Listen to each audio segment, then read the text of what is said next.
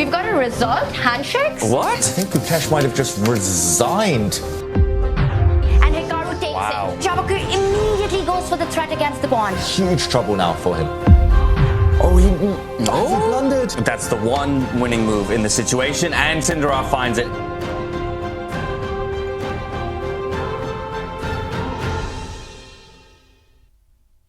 We have raised our eyebrows several times today as the quarterfinals in the Freestyle Chess Grand Slam Tour event number 1 concluded today. Welcome to the Take post-game show where we're going to go through all the action together with Grandmaster David Howell sitting in the sofa at Vice now. It's good to see you, David. Are you tired after a very long day?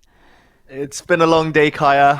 The adrenaline was pumping earlier, but now I think just like the players, my heart rate's starting to drop a bit. The hunger's setting in, but we're here for the chess. It was a crazy day, as you said. Lots of drama, lots of unexpected twists and turns, so let's bring them down. Definitely, yeah. Those heart rate numbers today have been really high at certain points. Let's first take a look at the bracket. Quarterfinals have been concluded. We do have some surprising result with Vincent Keymer making it through, winning his match against Ali Reza Firouzja. Magnus Carlsen has just been amazing in his quarterfinal, beating Abdusattorov 2-0.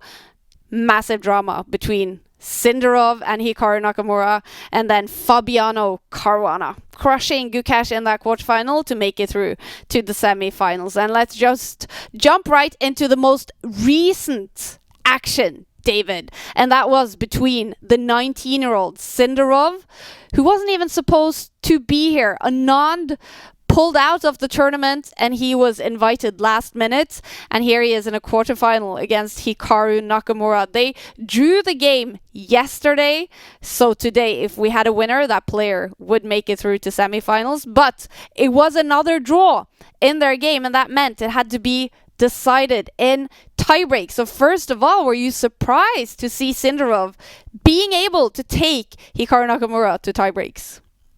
Yeah, I mean, I'm not sure how surprised, because he was so good, Sindarov, in firstly the play-ins for this event, where he was the runner-up, and then also the round robin on the first couple of days. But the way he did it, Sindarov just holding, it was pure kind of all-out defense against Hikaru. It was just very impressive, very mature as well from the teenager. Ultimately, he was on the back foot. Hikaru should have landed a knockout blow yesterday, didn't. And today got some chances as well. Sindarov did it the hard way, but ultimately, yeah, he earned his own luck. That's top level chess. You have to show that you can attack, defend, do it all, and that's what he displayed today. Yeah, and regulations when they did go to tiebreaks were rapid chess, 10 plus 10 minutes plus 10 seconds increment after each move. 2 games. Both players would have the white pieces in one game. And let's dive into game 1. Here, David. I mean, Sindarov played some fantastic chess. Yeah, Sindarov is an incredible player. He showed it today, but the tiebreaks did not start as planned for him. It was a fresh position, of course. The players had to look at the positions on their own. There were no teams left in the tournament hall. They were the only players playing, of course. And this position that we see in front of us was from game 1, the middle game. Here, Hikaru with the white pieces already had a big advantage. He had what I call the big bathtub, the hot tub pawn structure. The white pawns from the left side there all the way into the center. They look similar to a bathtub. And it is a spa resort here, I should mention. Also, Hikaru had the white bishop pair here. The bishop's so strong in open positions, but the next few moves, Hikaru just seemed to get a bit nervous, a bit hesitant. He pushed his pawn, kicking back the black knight. He kicked away the black queen, but he left a lot of holes in his position while he was advancing his pawns, and he wasn't able to trap that black knight in the corner. That is the key. First, he retreated his rook, and only a bit later did the real mistakes start creeping in. He traded off his beautiful dark squared bishop for one of those black knights, leaving himself with a really bad bishop. For those at home looking, that white light squared bishop just doesn't play a role for the rest of the game, staring into a wall of its own pawns. And this next move, a brilliant move by Sindarov, sacrificing a pawn, kicking that white queen offside. That white queen has bought a one-way ticket off on holiday somewhere. I don't know where. It never gets back into the game. And now the counterattack against the defenseless white king. The black queen, black knight teaming up, grabbing some pawns, forcing Hikaru to go on a bit of a king walk. And it was a few moves later, Hikaru in huge trouble already. He tried to muddy the waters. He sacrificed another pawn.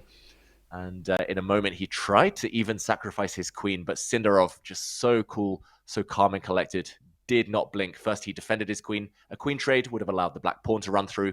And here, first a check, then another check. And finally picking off the white queen, throwing his knight in the way. This is a block. The white rook pinned, forcing the white bishop into the way of the rook. And he was able to grab the remaining source of counterplay, that white pawn. Queen versus rook and bishop, ultimately. It was very one-sided from here on out. And the final move, very, very nice from Sindarov. Here, just pushing a pawn. If the pawn is captured, the black queen attacks the white king and the white rook.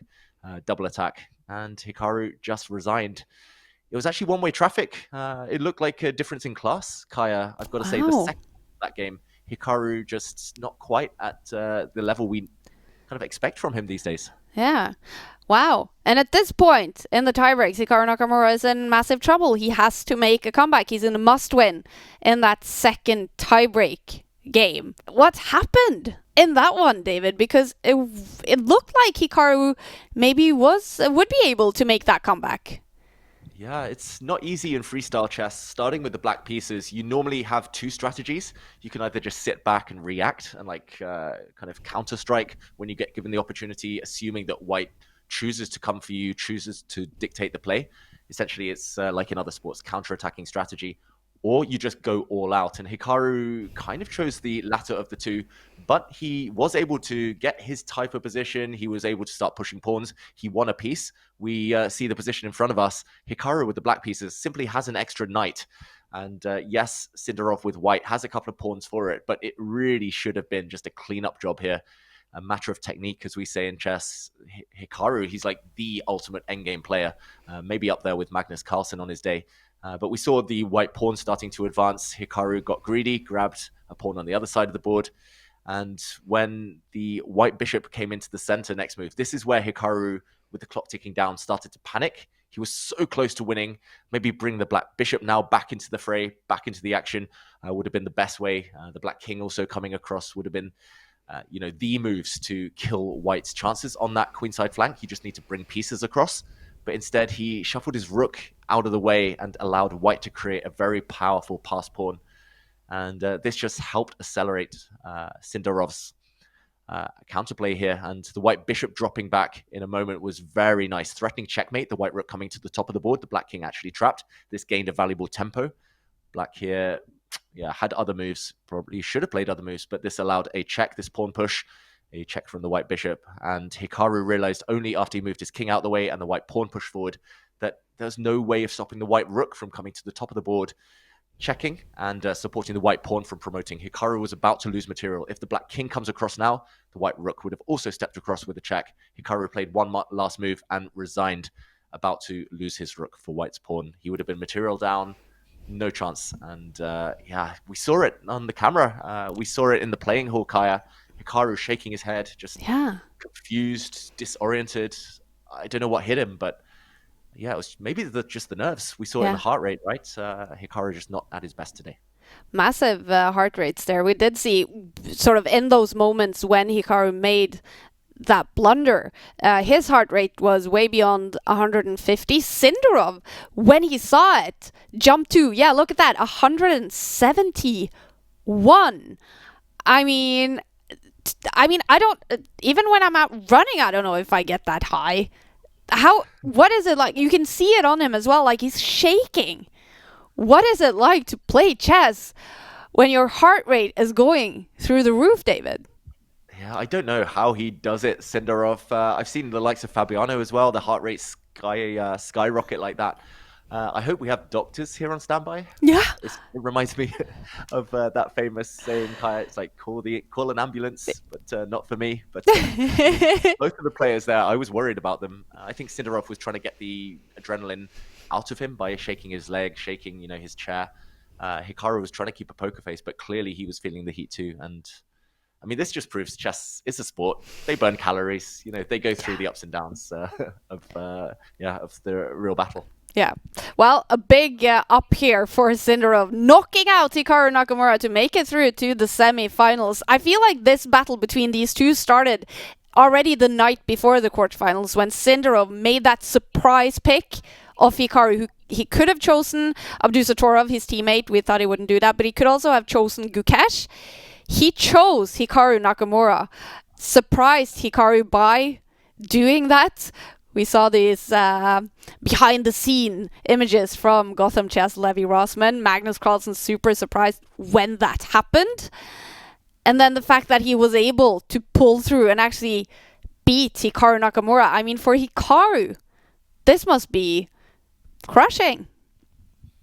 Yeah, a huge blow because Hikaru came into this tournament as one of the favorites, of course. He won the Fischer Random World Championship last time it was held a few years ago now. This format suits him as well, this kind of quick time limit. Playoffs, you would think, suit Hikaru. Everything was in his favor. He's playing a young gun, an unproven player. Hikaru's got years of experience. He's got so many kind of title Tuesdays under his belt, but it does feel like Hikaru these days, I mean, he's not a young player anymore. He's 37 years old. It does feel like occasionally the nerves do get to him, especially over the board.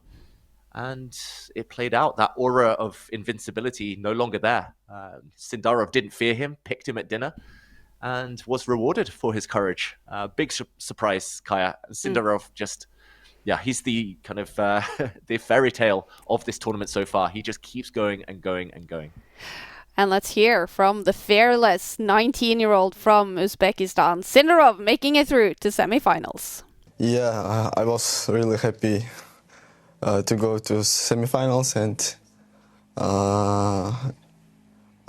I was really too tired to say anything. It was a very stressful match because in every game I was defended, and yeah.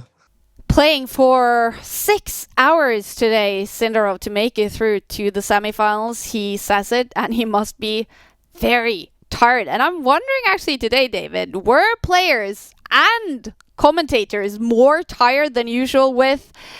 I have been seeing some behind-the-scene images of some poker playing last night. Yeah, look at that. With Magnus Carlsen sitting there with his chips. Not that many chips. Were you there as well, David? I did pop in to watch to support the likes of Magnus. We saw Danny Rensch, Levon Aronian, Alexandra Bozes. Yeah. I mean, it was a who's who of chess pretty much just there chilling at the table. I did visit while Magnus was still playing. He didn't stay for too long. He wanted to get an early night, wanted to get some sleep. I can confirm that Danny Rensch busted quite early, so he ran out of chips quite Was that why he wasn't sitting by the board? Aha. Yeah, but I mean, the players, they're having a fun time. Sindarov, you mentioned, how tired he is. He's literally sleeping until 12 o'clock every day. The games start at 1 p.m.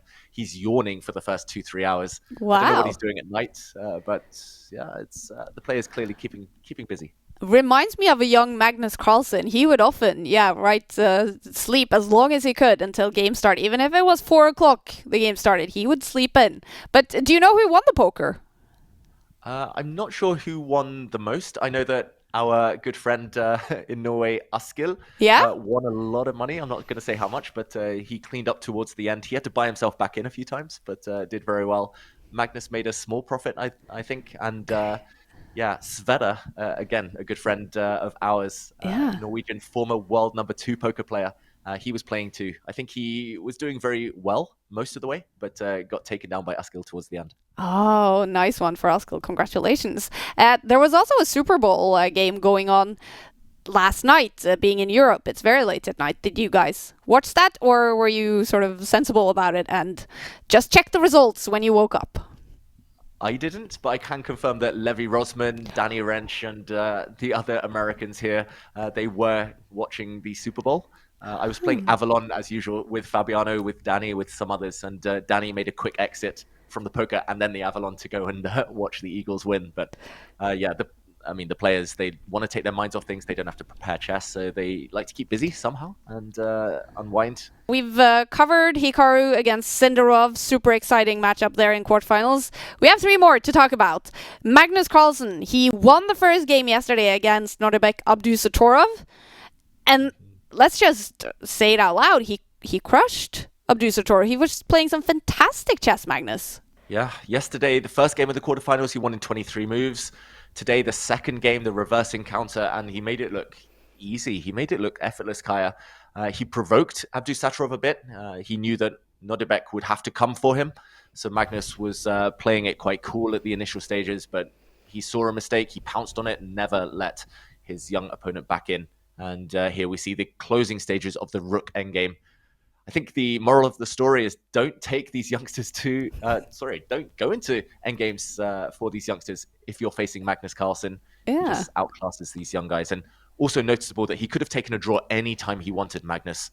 A draw would have been enough, but he wanted to win. He wanted to really hammer home who the boss is. Love it. So that was the ending. I kind of want to talk a little bit about the opening as well. So, of course, they pick an opening every day. All 4 games are the same opening. Today was number 270 that was picked out of the bowl. And we saw a lot of the same moves in the opening in all the games.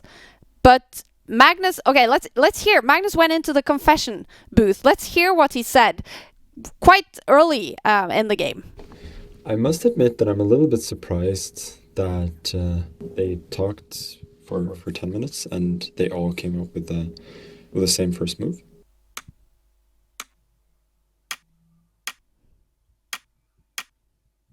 Didn't seem that obvious to me. It seemed that there were a lot of interesting choices with the white pieces. I think the way it's heading now, it's probably going to be quite symmetrical.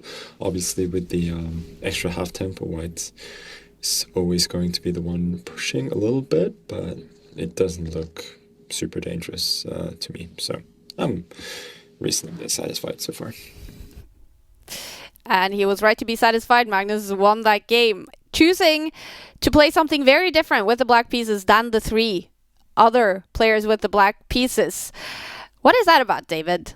Some bravery from Magnus, or does he see something the others don't see? I mean, he's a fashionable guy. He's a trendsetter guy. I think he just wants to go his own way, as Fleetwood Mac once said. And he just wants to get an original game where, there's no psychology necessarily. It's just him versus the opponent. And it paid off. He did it yesterday. He did it today. I think the others need to start copying him. They need to just not move the first few minutes and start copying what Magnus is doing because it's clearly working. 100%. Great day for Magnus Carlsen. He's ready for semifinals. Let's hear what he said in the sofa with David after his game. I'm feeling really good. I was a little bit apprehensive going into the game today because I don't know, I wasn't feeling as fresh as the other days, but honestly playing it was a lot of fun. Really interesting position from the opening, and I just had a very good time today. I felt very calm, and it was good to play some classical. Yeah, and Magnus, you were excited to get the classical portion of this event going, get more time on the clock to enjoy, to kind of dig deep and understand. Has it lived up to expectations? 100%. I feel like I haven't really gotten into like any very difficult moments so far, so that will certainly feel a bit different. But for now, it just feels like my brain is working well, and my evaluations are at least better than my opponents. So far, also, I'm calculating quite all right. So it feels really good to play. It's kind of refreshing to go into a second game as black and not thinking about what opening you're going to play or how you're going to play for a draw, because there is no such thing as playing for a draw. You just have to play a normal game, and yeah, that worked out quite well. And Magnus, last night you were playing poker with some big names from different communities. Maybe you can tell us a bit about how that went.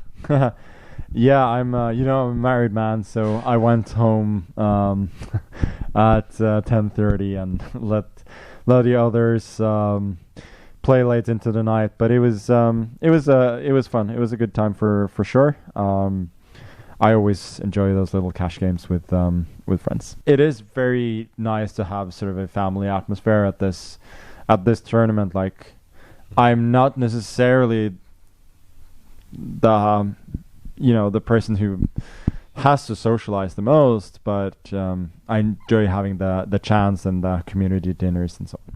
Great to see Magnus Carlsen in a good mood, enjoying himself at that luxury resort in the north of Germany, together with David and all the other people at Weissenhaus. David, let's jump to the matchup quarterfinals between Fabiano Caruana and the world champion Gukesh. Gukesh lost yesterday to Fabi, and today he just seemed completely out of it. Yeah, there was just something about Gukesh. It felt like he didn't believe, which is rare from him. He looked full of confidence in the World Championship and most of his tournaments throughout the last 12 months or so. But Gukesh, he just couldn't get going. He actually resigned very early in this game, as early as move 18. He's 18 years old. He's the 18th world champion, but losing in 18 moves, that definitely wasn't part of the plan. Would have looked nice if he won in 18 moves here instead. Look at that.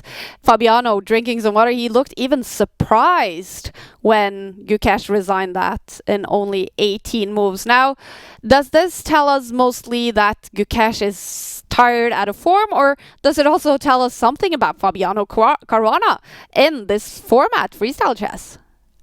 Yeah, I'm going to say a bit of both, Kaya. Fabiano is in top form. He seems really happy. He seems really fit, healthy. I just want to say as well, for anyone who wants to really admire freestyle chess in all its glory, go check out that game, because Fabiano ended it by castling literally the whole way across the board, castling really long, and pretty much Gukesh realizing he was a pawn down and Fabiano with a safe king, he was like, nah, that's too much, especially in a must-win situation. But yeah, Fabiano, I mean, I've been playing Avalon with him every night. He's so relaxed. It's really rare to see the top players in the world this chilled out. Normally they're kind of buried, head in laptop, studying openings, studying for 6 hours every day. They seem stressed, on edge, but it's no coincidence that Magnus Carlsen, Fabiano Caruana, probably the two most convincing players so far in this classical portion, because they're just clearly loving life here in Germany right now. 100%. And of course, the place to go check out that massive castle by Fabiano Caruana is in the Take app, you guys. Go check it out. You can just check out all the games and all the positions. Okay, you can see it here as well. That's huge. You gotta love freestyle chess. That just looks crazy. Yeah, castling across the board, the white king moving across 4 squares, 5 squares, and the rook jumping over. The king and rook always land on the same squares they would in normal chess. That's the kind of map to know where you end up castling. But the white king going from really vulnerable to really safe in one move, that's nice enough in itself. But the fact that castling forced a resignation, that is a real rarity. And Fabiano, taking the win, very much deserved. Yeah, impressive stuff by Fabi. Ready for semifinals. Let's hear from Fabi after winning the quarterfinal match against Gukesh. It really came down to yesterday. I mean, the game today, of course, he probably could have posed more problems for me, and he tried to sacrifice a pawn and create some imbalances, but it wasn't. I don't think it was a situation to do so. It just didn't work out. His compensation completely fizzled out to an extent where he was just in a hopeless situation very early on. He didn't want to prolong the torture, which I do understand as well, because I think his chance of winning that was approximately 0. The starting position maybe isn't too favorable to play for a win. So it really comes down to that game yesterday, which was super close, and if it had been a different result, we would have also seen a different game today. Good luck in the semifinals. We look forward to Fabiano. Thank you. Cool to hear there from Sverre as well, the former world number 2 in poker. Fabiano Caruana, I mean, chess, it's such a brutal game. Often in these interviews, you do hear words like Fabi used now, torture. Wow. Massive words there from Fabiano, and he is ready for semifinals, hoping maybe to create some more torture for his opponent. Let's jump to the final quarterfinal matchup between Vincent Keymer and Alireza Firouzja, where we maybe had the biggest surprise winner, because Vincent Keymer, the home favorite from Germany, was able to take down Alireza Firouzja. Would you agree that's a surprise, David?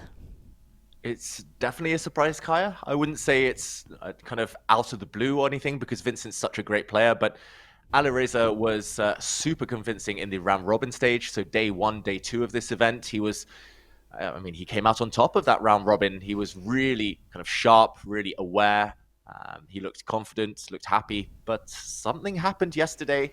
Alireza just never got going, and today in a must-win situation, he got the dream. Alireza, he got a great fast start to this one, big attack, winning advantage with the black pieces, but then couldn't find the killer blow, and suddenly just kind of self-destructed, I've got to say. He got really frustrated, it was visible on the camera, and Vincent is a bit of an iceman, the German Grandmaster. He's here with his coach, Peter Lecko, who's commentating. He's here with his partner, his family. He's supported by so many fans nearby. And home advantage, it looks like it counts in chess.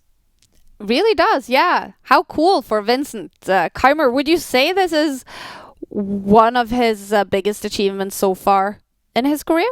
Yeah, I mean, he's mingled with the best in the world, Kaya, but he's never really taken them down, beaten them. He nearly got past Magnus Carlsen at the World Cup in 2023. He won the first game, had a big advantage in the second one, but it turned around and he lost in the tiebreaks. But yeah, Vincent hasn't had the same breakthrough that the other youngsters have had, like Abdusattorov winning the World Rapid, Gukesh winning the world title, and Prag now winning Tata Steel. Gukesh, all of those players just well established. But Vincent Keymer, he wants that kind of that big title to his name. He wants that big highlight in his career, and maybe this is going to be it. You never know. Well, he is ready for semifinals. How cool this must be for the organizer at Weissenhaus, for Germany, for German chess, for Vincent himself. And let's hear from the German 20-year-old. He was trying to win the game directly with this c5, c4 idea. And I think that kind of turned out to be his problem, that he was trying to win by force, and I couldn't really find the forcing win, and that's also then how he kind of lost his advantage, I think. You've made it to the semifinals. Did you have a goal of winning this event beforehand, or are you just taking the games one by one as they come?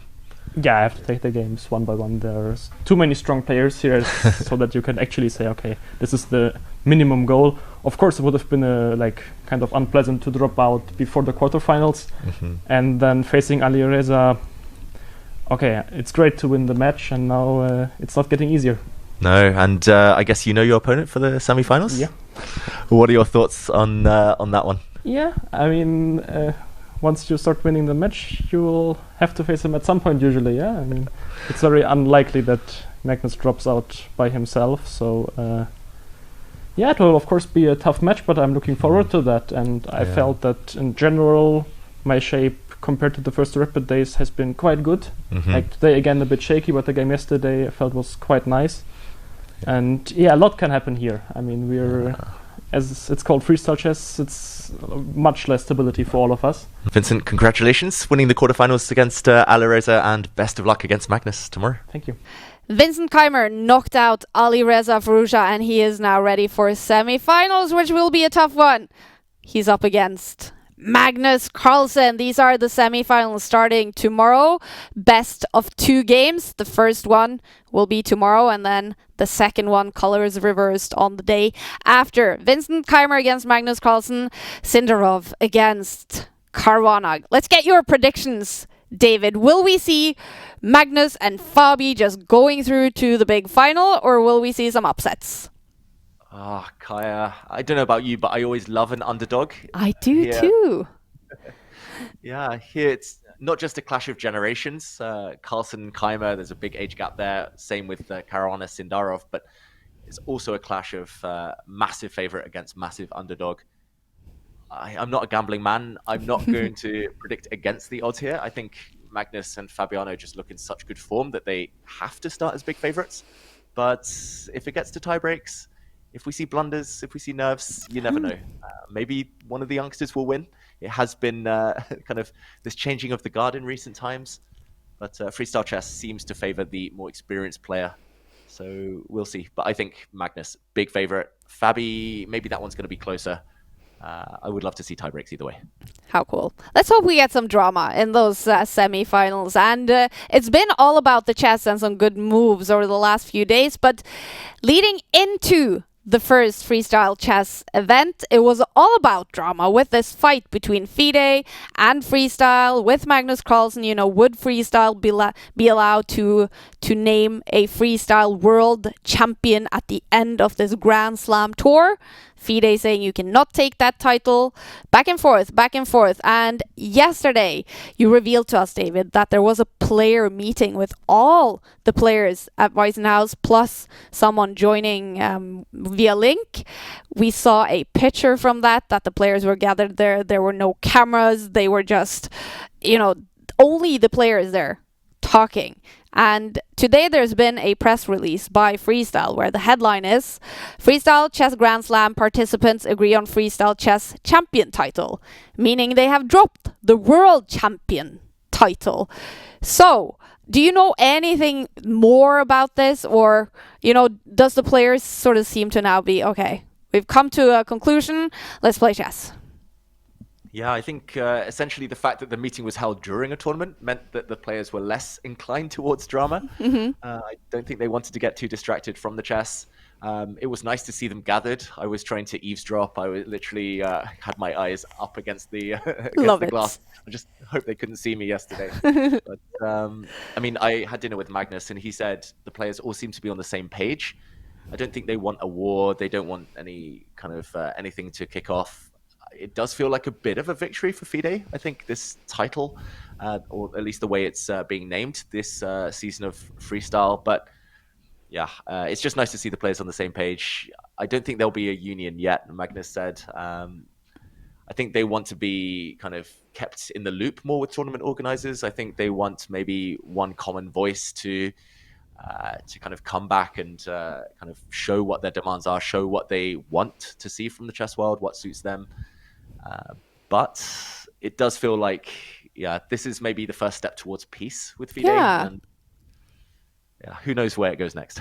Wow. Okay. Well, peace is always nice. So good thing to hear. And we also have a comment from Magnus, actually, in the Take sofa with David. Let's hear what Magnus said about this. I think it was generally a fruitful discussion. I think it was very helpful for the players to be able to talk, and generally it's generally that's very useful when you have a governing body that doesn't necessarily have the players' interests at heart. So it was good to be able to talk, and I think a lot of us understand each other a little bit better now. Are we forming a union, Magnus? Us players? Is that on the cards?